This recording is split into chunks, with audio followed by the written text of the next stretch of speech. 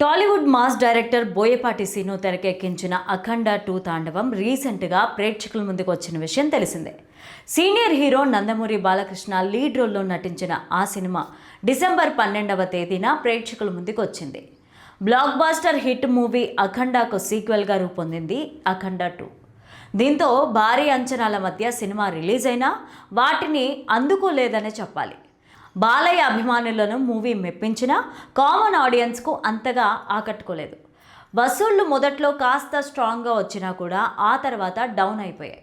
ఇప్పుడు ఆంధ్రప్రదేశ్లోని అనేక చోట్ల సినిమా బ్రేక్ ఈవెన్ టార్గెట్ను అందుకోలేదు. ఈ వీడియోని చివరి వరకు చూడండి, ఎందుకంటే అసలు విషయం ఎండింగ్లో చెప్తాను. కొన్ని చోట్ల 50% వరకు కూడా రికవరీ కూడా అవ్వలేదని సమాచారం. దీంతో అనేక బయ్యర్లు ఇప్పుడు లాస్ట్ జోన్లో ఉన్నట్లు తెలుస్తోంది. ఇప్పుడు వారంతా కూడా బోయపాటి సీన్ని తాజాగా కలిసినట్టు సినీ వర్గాల్లో టాక్ వినిపిస్తోంది. అఫీషియల్గా ఆ విషయం తెలియకపోయినా కూడా కలవడం మాత్రం నిజమేనని ఇప్పుడు ప్రచారం జరుగుతోంది. ఈ నేపథ్యంలో బయ్యర్లు తమ నష్టాల వివరాలను దర్శకుడు బోయపాటి సీనుకు వివరించినట్లు సమాచారం.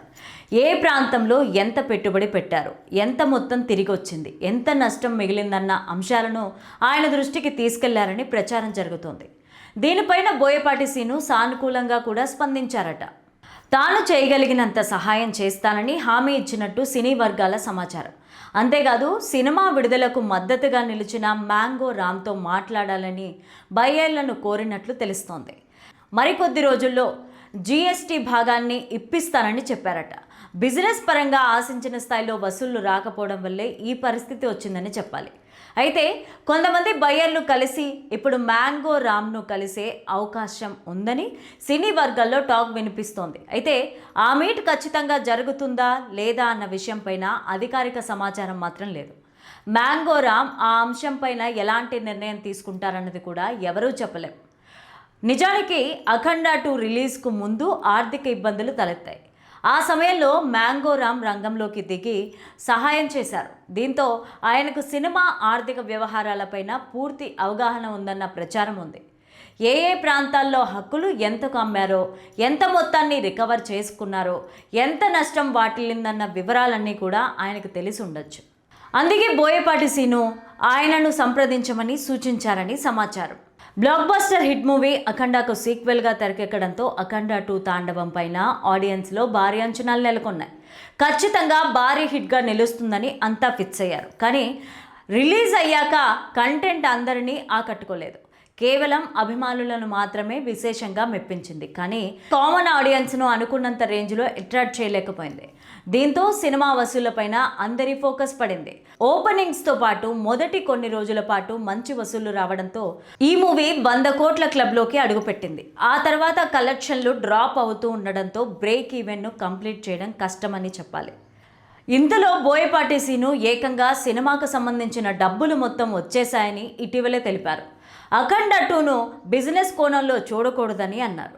డబ్బుకి ఎలాంటి సమస్య లేదని, పెట్టిన పెట్టుబడి ఇప్పటికే తిరిగి వచ్చేసిందని ఆయన చెప్పడం జరిగింది.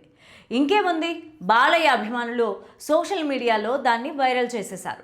కానీ బోయపాటి చెప్పిన దాంట్లో నిజమంతా అనేది ఎవరికీ తెలియదు. ఎందుకంటే డైరెక్టర్ కామెంట్స్కి బయ్యర్ల ప్రస్తుత వాస్తవ పరిస్థితులకి చాలా తేడా ఉంది.